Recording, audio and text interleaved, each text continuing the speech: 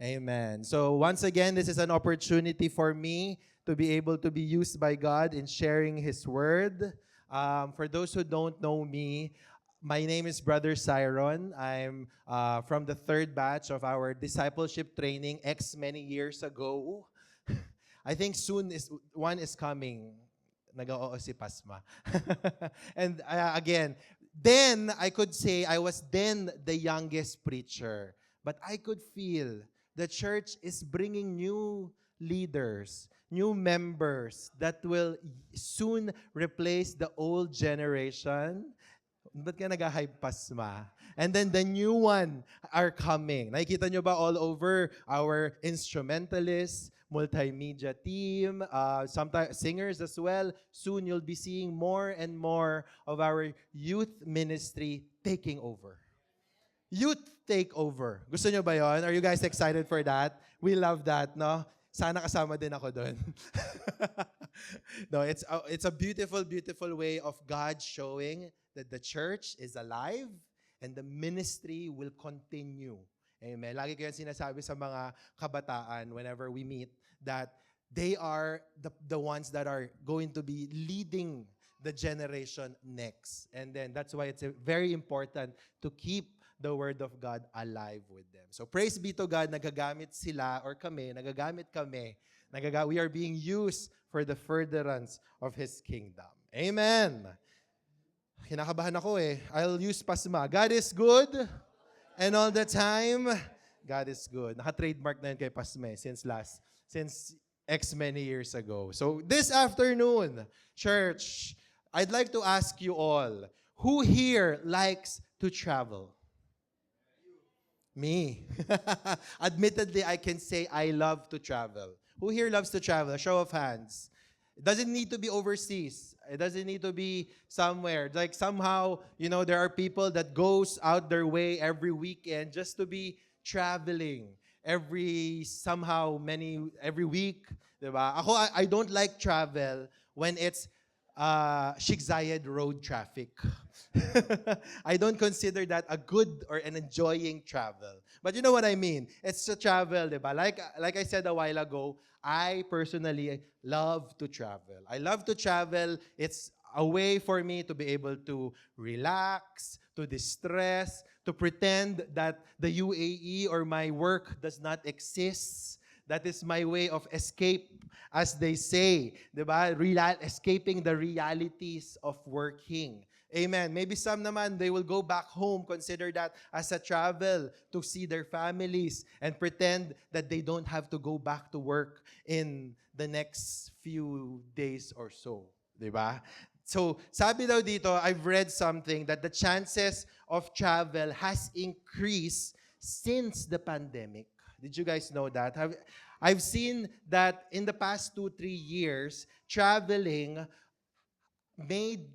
was a way for people for the same reason as an escape, seeing social media that they can that they can travel to Japan, to Korea, to the US, to Europe, Georgia, Armenia.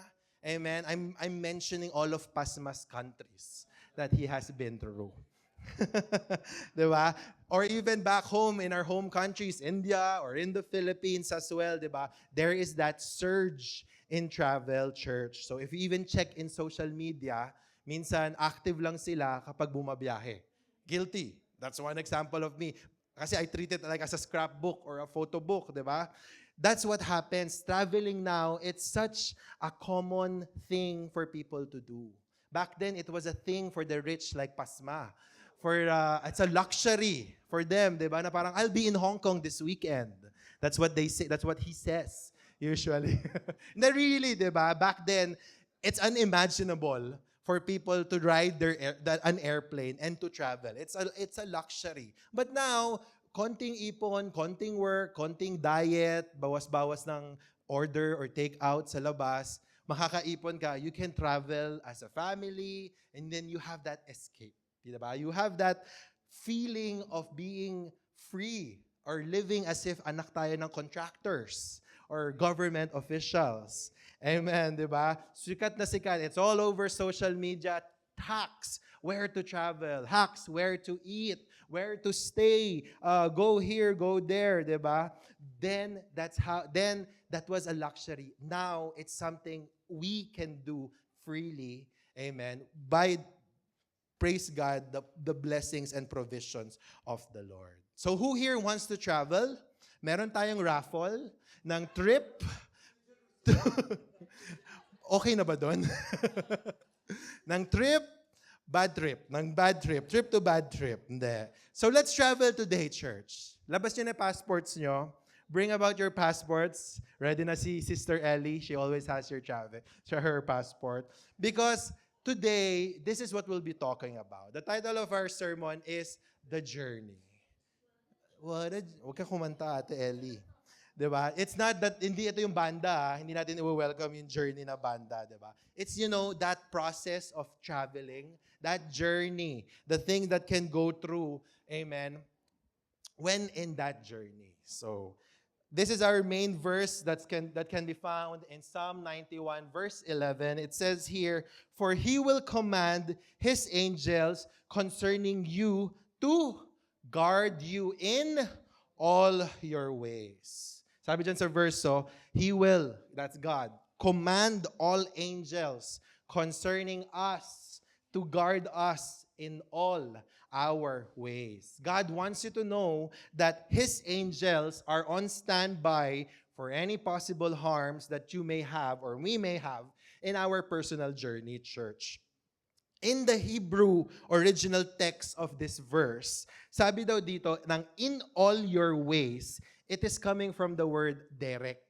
It means way, path, journey, or manner of life. It's very fitting to our discussion, to our message this afternoon. Yung journey. Knowing that we're going to a journey, amen, God will send forth His angels to protect us, to guard us for any possible dangers. Amen. God shows here that His protection does not only cover when you think of Him or when you are in church. It says in all your ways, church. All throughout whatever path that we may take, all throughout the journey that we're going to go through and everything that we're going to go through, God's angels are on standby. Can you look around you? Check mo nga, mukha bang angel? Amen. Can you see God's angel? Or angels or angel? Singular. Angels or angel? Amen. So the people around you, God's children, they can count as well as a protection God has sent for us to be able to say and confidently move in this journey that we're going through. Amen? So before we start, let's all bow down our heads and let's all pray first. Heavenly Father, thank you for today. Thank you again for that wonderful worship, the beautiful reminder of your sweet, sweet name, Jesus. Thank you for reminding us that we can use your name. We can exercise, Lord God, our faith by using your name, Jesus. Lord, use me, none of me, but only you this afternoon, Panginoon. As we continue to talk about only your word, we lift each and every aspect of today's word and today's service. In the mightiest name of Jesus. Amen. Tanungin mo nga, say to the person next to you, are you my guardian angel? Sumagot ba? Hintayin niyo yung sagot kasi nagtanungan lang kayo sa isa't isa. You just ask each other. Say, are you my guardian angel? Pause. Are you my guardian angel? Amen. Oh, so alam nyo na, pag nagipit, sa guardian angel, lalapit. Okay? Kakapit. Tandaan ang mukha ng mga nag-agree. Remember the faces of all those who agrees? You're my guardian angel, ha? Sis, kulang ako ng X amount. Guardian angel kita, di ba? Hindi ko na-refute yan. Kanya-kanya kayong gagawin, di ba? Anyway, going forward, we're gonna be talking about many stories of travel in the Bible. Amen. In the Bible, many opportunities, many characters traveled. Amen. Of course, not for leisure, It was through different circumstances. Abraham and Sarah traveled by moving from Ur to Canaan down to Egypt and back again. We also have Isaac, Rebekah, Jacob, all had their journeys as well. This time, we're going to be talking about a few key people or few key journeys that were mentioned in the Bible. So we have especially Paul. Do you know Paul? A big writer from the New Testament, the Apostle Paul, that was called by God later in his latter years. Paul traveled all over the Europe and Middle East for his missionary work, church. Back then, Paul had a companion, and that was Pasma. And as a testimony, Pasma is here to share his travels with him and the pictures that they have. Hindi, joke lang. Sorry, kinakabahan talaga ako pag titripan ko lang si Pasma. Anyway, it says in 2 Corinthians chapter 11, verse 26. This is Paul speaking to the church of Corinthians. I have been constantly on the move. I have been in danger from rivers, in danger from bandits, in danger from my fellow Jews, in danger from Gentiles, in danger in the city, in danger in the country, in danger at sea, and in danger from false believers. Sa tingin nyo, masarap ba yung trip at biyahe ni Paul? Was it an enjoyable trip? Is this the trip that you're experiencing when you're planning to travel as well? That you're constantly paranoid of danger, of things that can attack you because you're in a foreign land? Amen. Sabi pa niya dito, di ba? In danger from my fellow Jews. That's a bit hurtful. Amen. For us Filipinos or kabayans, as we say, sometimes when we're in a foreign land, it brings comfort to us when we see our kabayans there. Amen. If we know that, oh, there's a kabayan somewhere, we're lost, that's the first person probably you're gonna ask. That's the first person you're gonna know. If you see a kabayan in a foreign land, you know there's Jollibee in that land. Not really, no? Kabayan, saan ba yung pinakamalapit na Jollibee? Not really, right? But here Paul is saying, he was also in danger from his fellow Jews. I'd understand that he would be in danger from foreigners or Gentiles, as he said, because they don't know him. But to be betrayed or to be hurt by fellow countrymen, that kind of hurts. Amen. That's kind of a bit of a betrayal. Amen. But somehow that's the reality of life. Sometimes we have to face that those we think that can help us can sometimes bring us into danger as well. But if you see this testimony from Paul, amen, he was boasting about his weaknesses. He was saying of his travel here, he was not mentioning, I have seen Malta and its beautiful beaches. I've been to Cyprus and blah, blah, blah, blah. He was mentioning the things that were not going on his way, that were of danger, and things that were somehow his weakness. Why? Because in the next chapter, he actually says that in verse 12, I will boast all the more gladly about my weakness so that Christ's power may rest in me. That's the beauty of it. That it may seem as a negative thing when you've read this, but Paul had a purpose. Paul understood why he was going through that journey. So this verse proved Paul has traveled all over.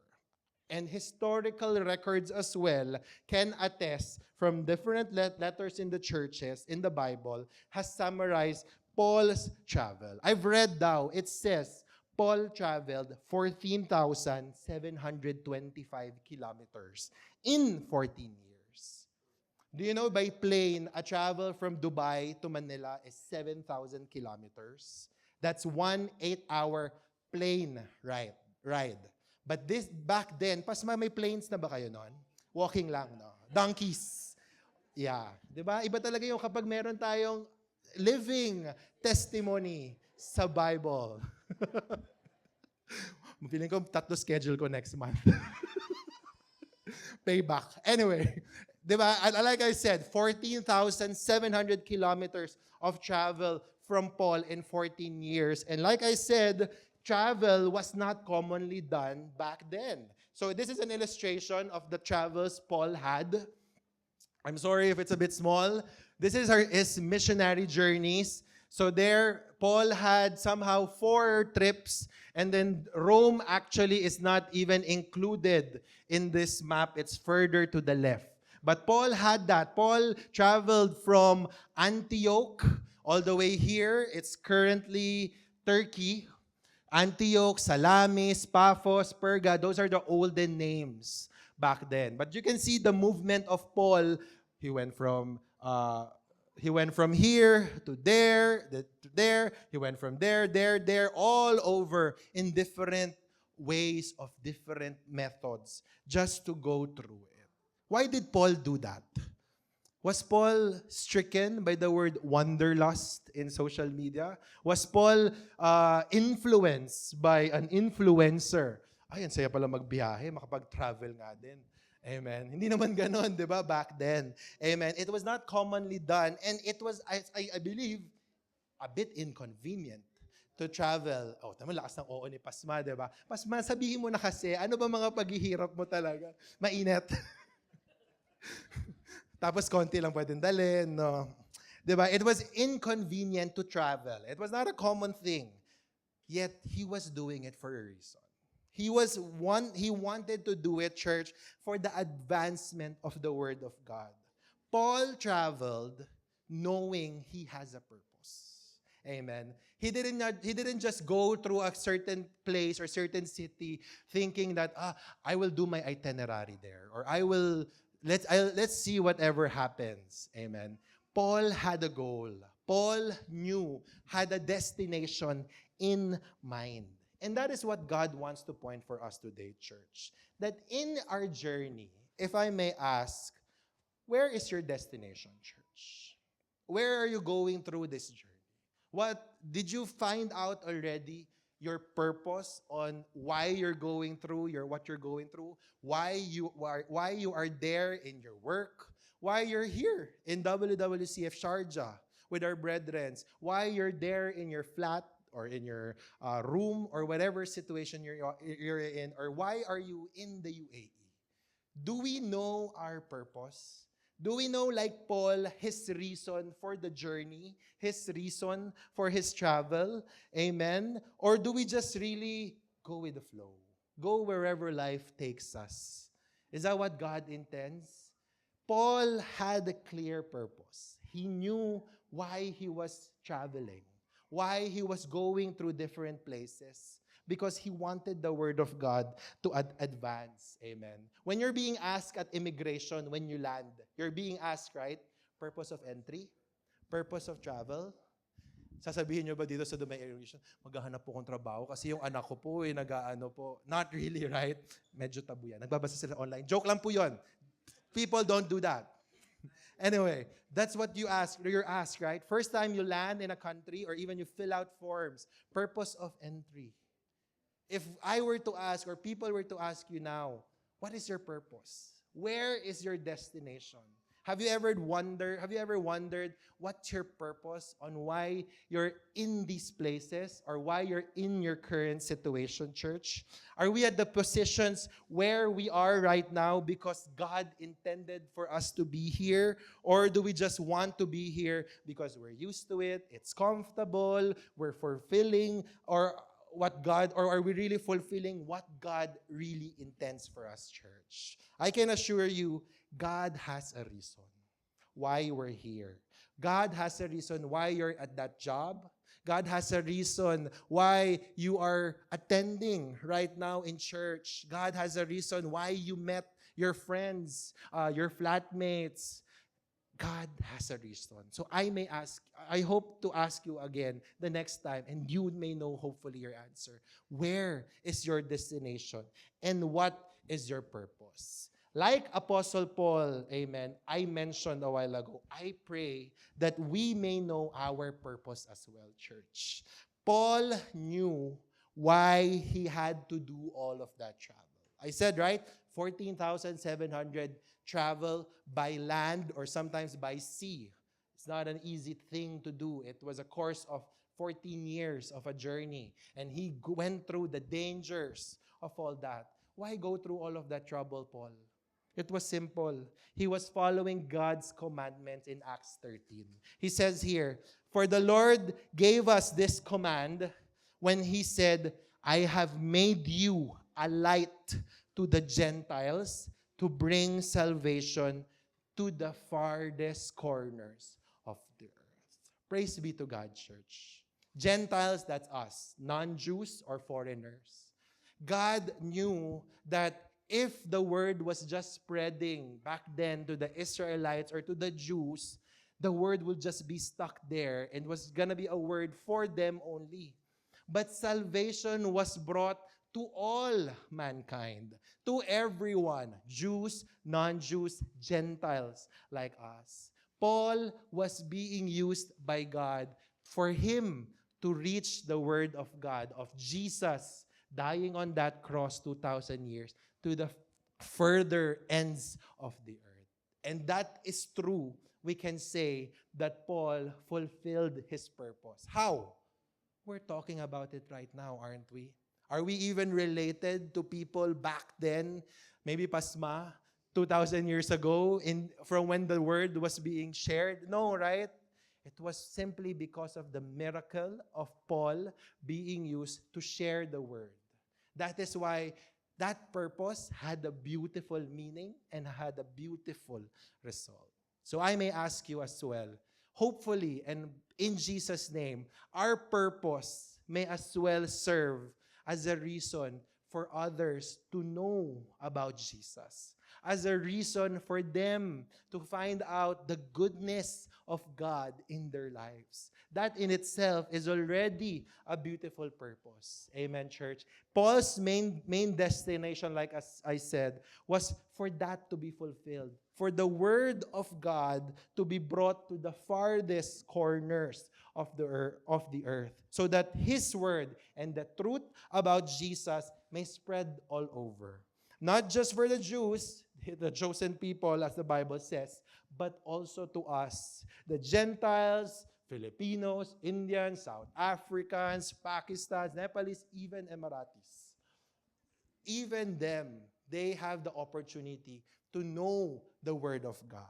Amen, church? We are considered as God's beloved because of this. Are you not amazed by this beautiful journey that Paul went through? The fact that what he planted reached us.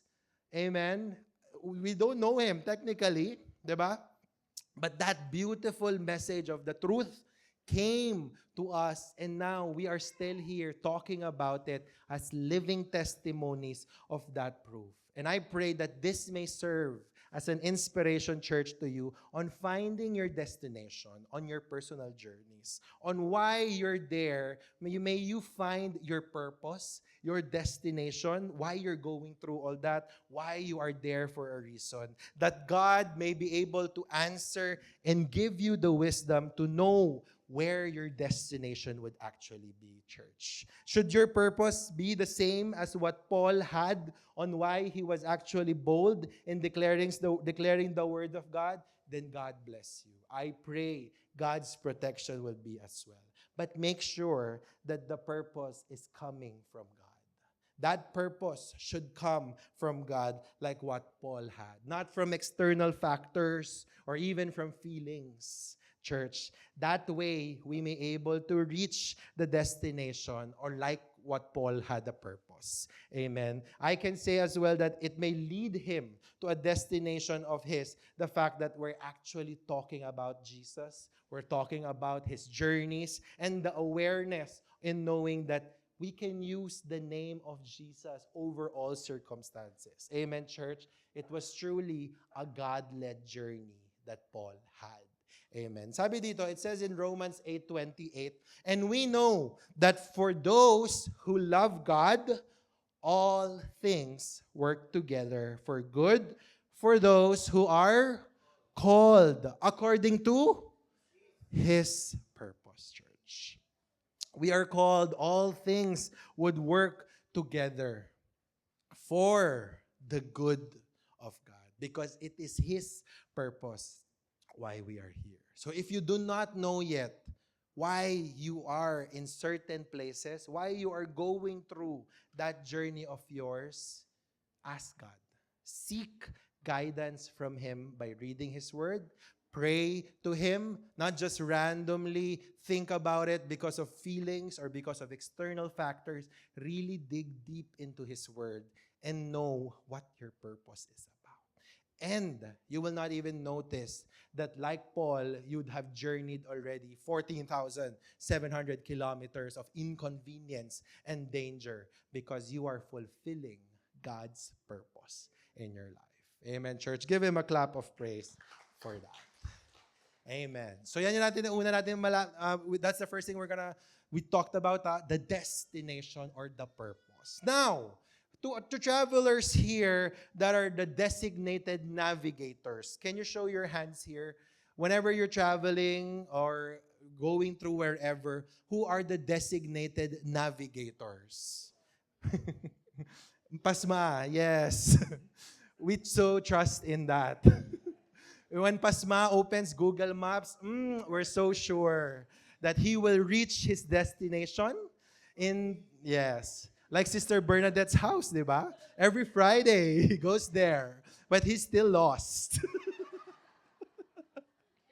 Feeling ko talaga ang dami kong schedule next month. Patay talaga ako. Tulungan niyo ako, ha. Nanggagalaiti na si Pasma. Bakit ko ba in-schedule to? Dami lang pala sinasabi. Nilalaglag lang pala ako. Pasma is a designated navigator. Lord, sorry for this lie.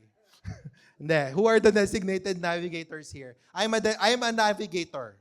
I'm used to navigating my friends, myself, my brothers and sisters, my parents when we're traveling outside. I'm sure maybe some of you also are doing the same. So when we're traveling, automatically I'm the one being asked, saan tayo?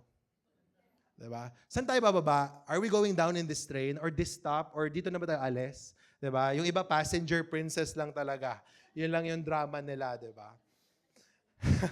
So we're gonna be talking about like that. A navigator. A famous story of travel was when God used Moses to help His people escape out of Egypt. The famous story of the parting of the Red Sea. During that time, amen, the Israelites experienced so much favor from the Lord. So Moses, if you may have a refresher, Moses went into travel for 40 years. He went back to the Israelites in Egypt that were captivated there as slaves.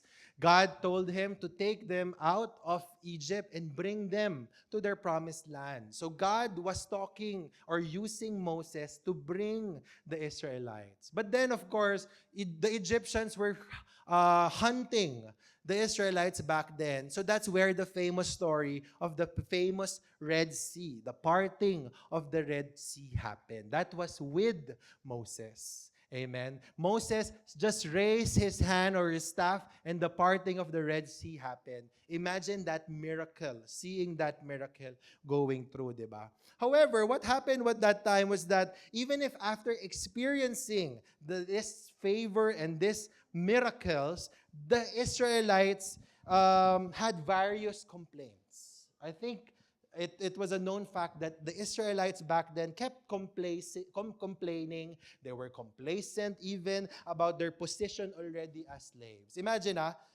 God promised them something, knowing that they are God's favored people and they will have a promised land, but they were complacent by being slaves because they were so used to that comfort.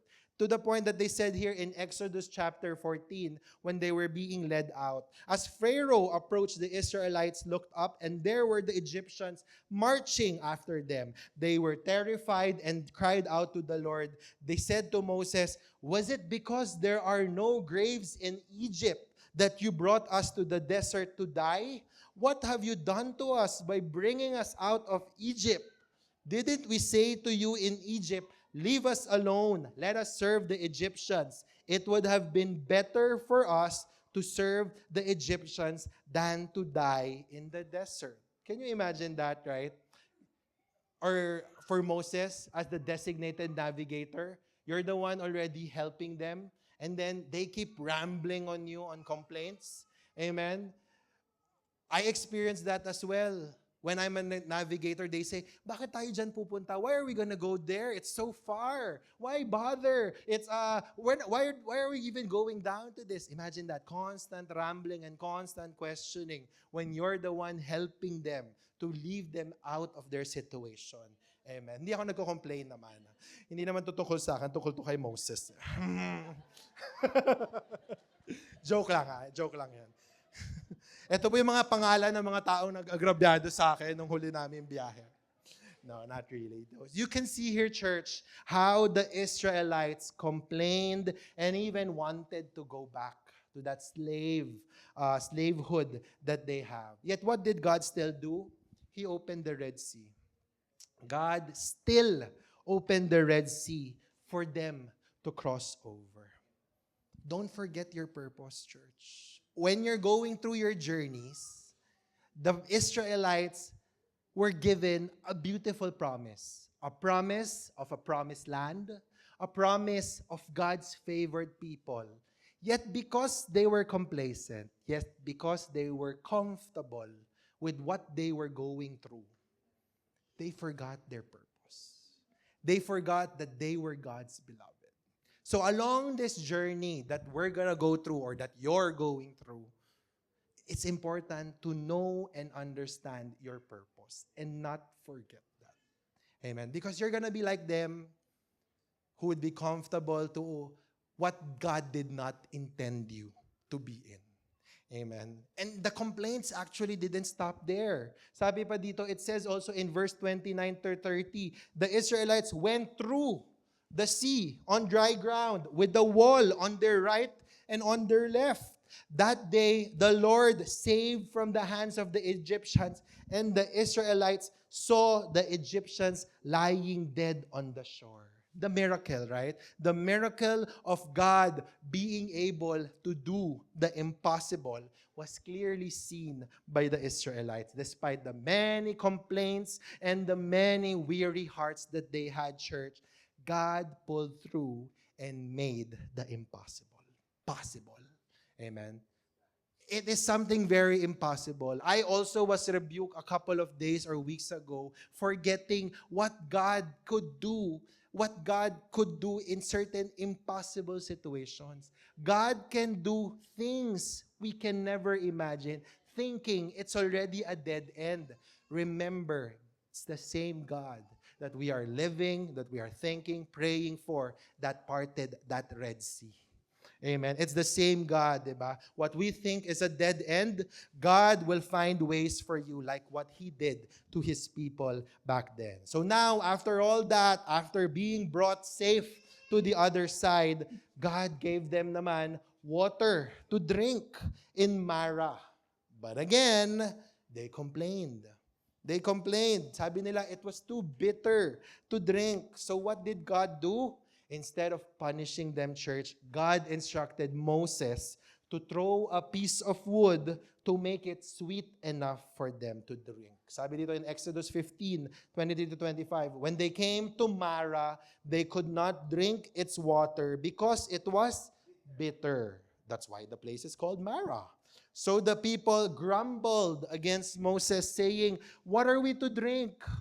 Then Moses cried out to the Lord, and the Lord showed him a piece of wood. He threw it into the water, and the water became fit to drink. Once again, a miracle was produced for them.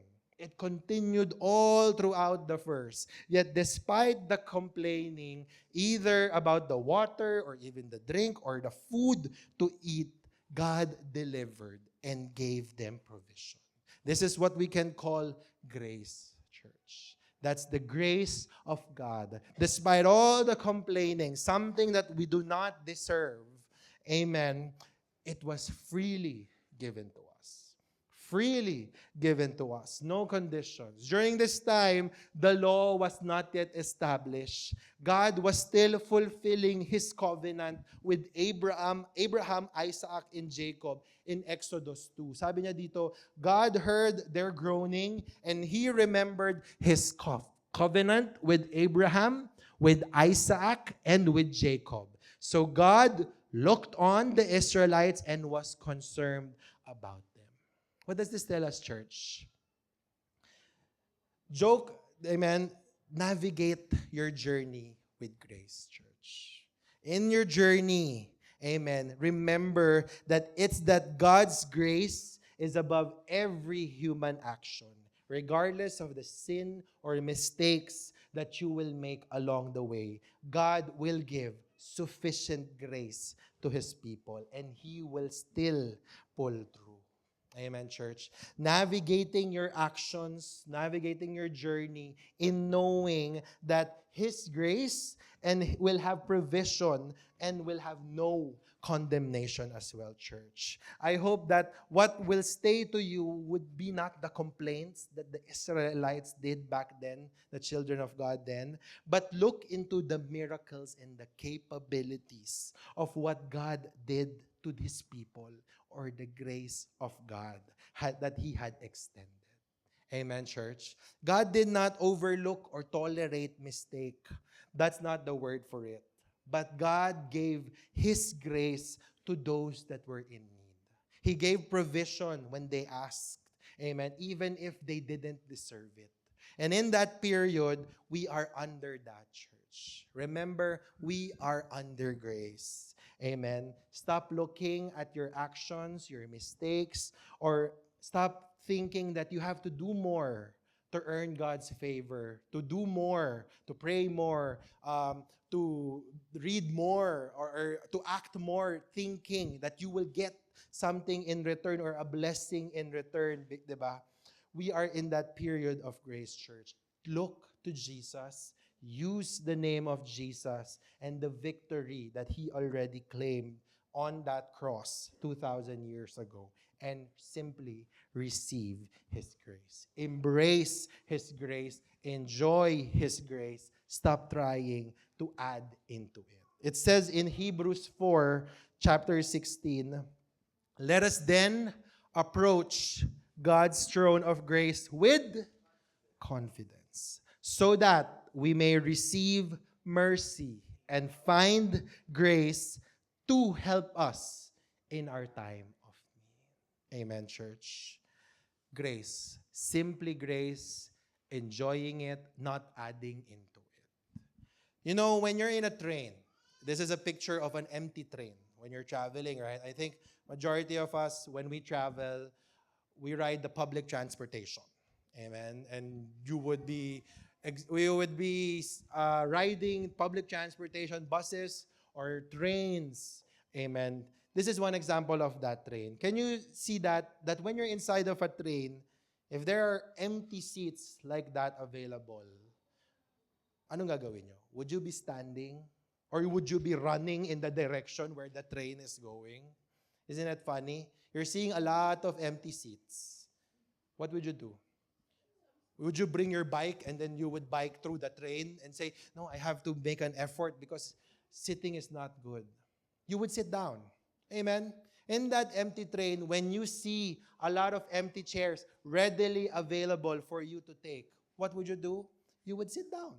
Sit down, you would enjoy, you would be at rest, and enjoy and see the journey, and you know you will reach your destination where God intends you to be. And the same it is for us, church.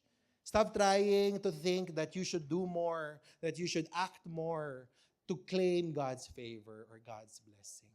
Ease your minds, be at rest, sit down, let God take over the journey. Let Him be the driver or take over that mode of or transportation wherever that you're going through, and you will reach your destination. You will reach your purpose.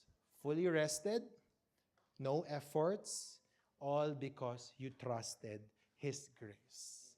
Amen. Give Him a clap of praise for that. Sabi dito in John 14:1, let not your hearts be troubled. Believe in God, believe also in me. This is Jesus speaking, comforting His disciples, that no matter the uncertainty, or trust in God's plan alone, church. church. He will not lead you astray or make you lost. Remember your purpose as you navigate your journey with God, church. At rest in knowing that His grace is sufficient for you and for me. Amen, church? Amen? Amen. Ready na ba tayo bumiyahe? Are you ready to travel? We have one more. Now, I want to ask, those that are traveling, who here are the light packer and the heavy packer? Sino ang team light packer? Bakit nakangiwi si Sister Raymar? 'Di ba? Yung mga tao na light packer na kayang bumiyahe ng isang pair lang ng extra clothes and underwear. Kasyang-kasya sa hand carry. And then kaya nila 1 week akong babiyahe. Yak! Amen. Sino dyan? Who here are the light travelers? Sino dito ang mga heavy packers? Amen. Amen, 'di ba? For me, of course, I'm a heavy packer, not because just I'm heavy. Kasi isang damit ko pa lang, hindi nakasya sa hand carry. Amen. Tawa kayo dyan. Tawa ka, pas, magantihan mo ako. Diba? I personally am not a heavy packer. I'm not a light packer. I'm a heavy packer. Diba? Kaway-kaway, this message is for us. Amen.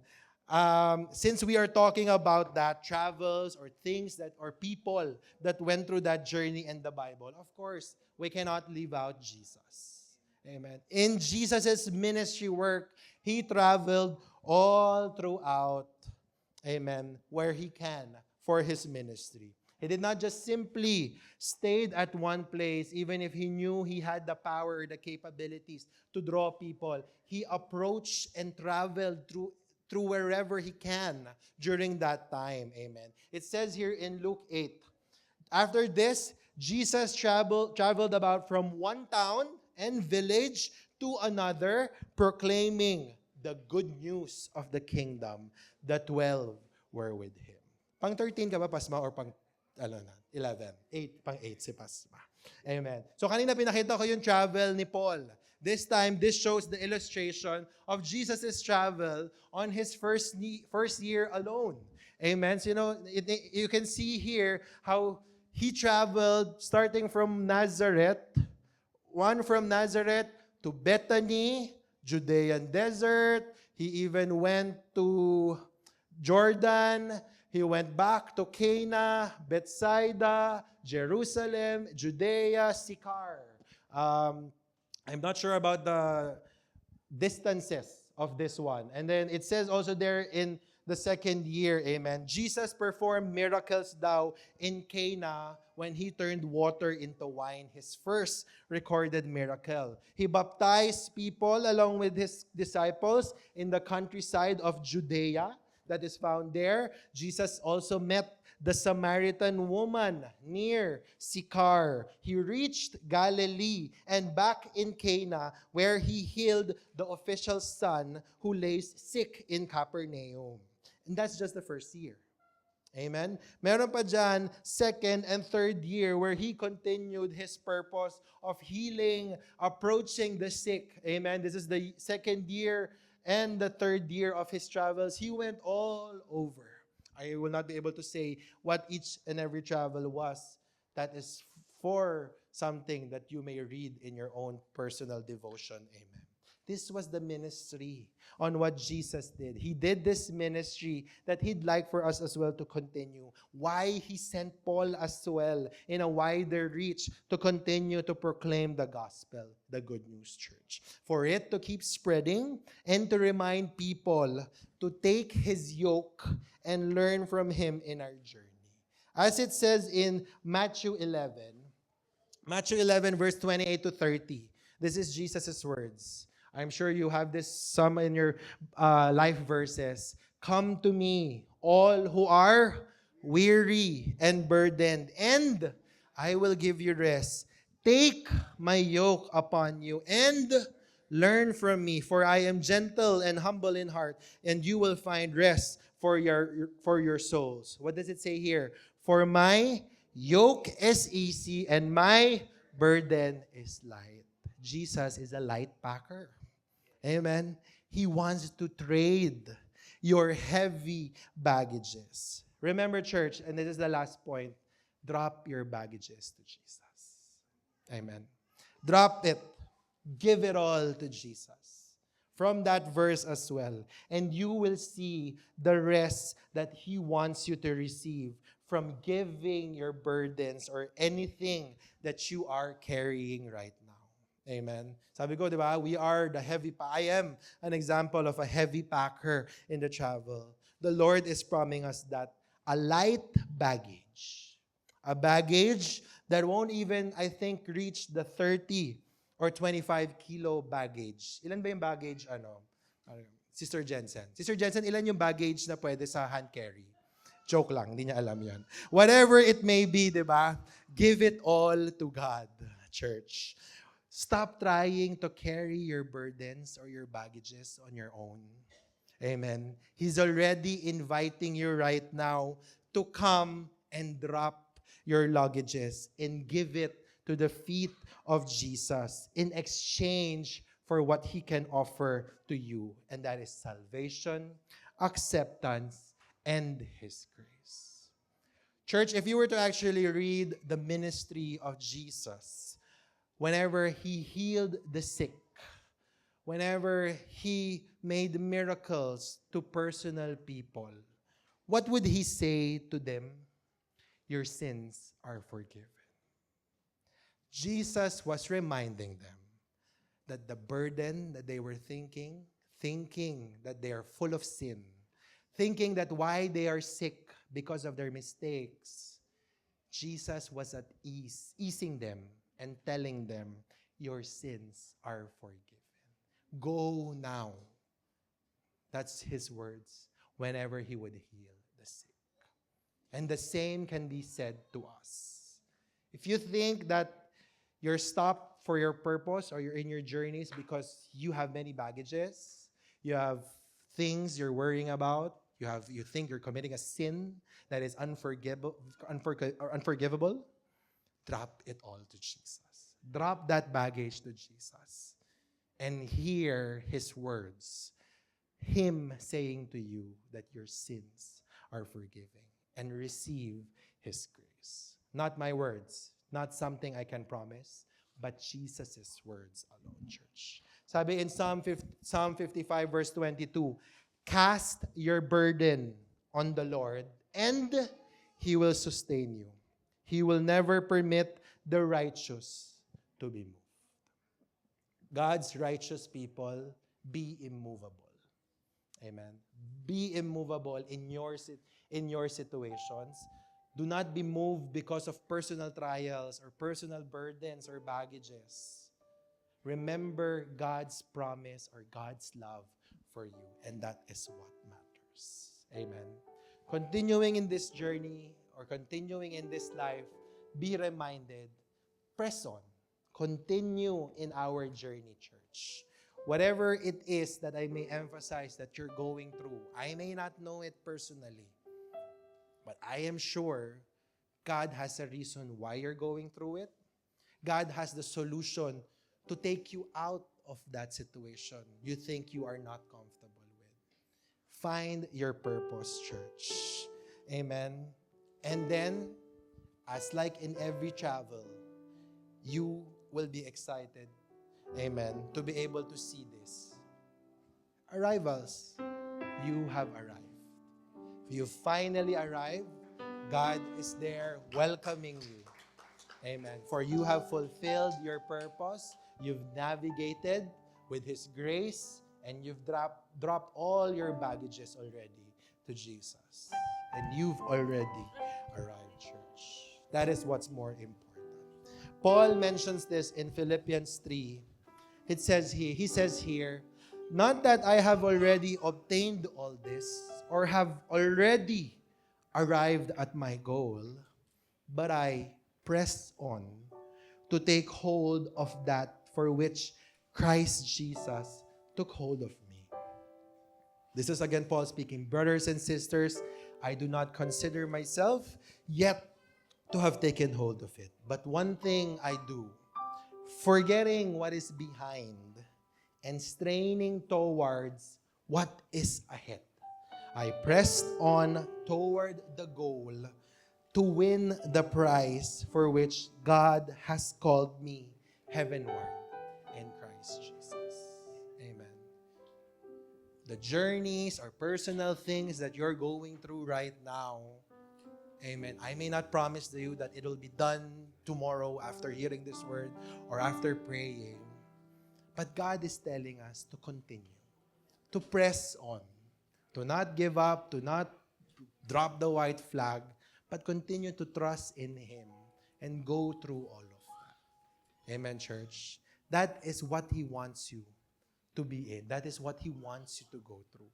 To be able to enjoy His rest, His grace, removing any worries, and being reminded how much He loves us, how much He is willing to see you through that journey for you to reach your destination and see that arrivals.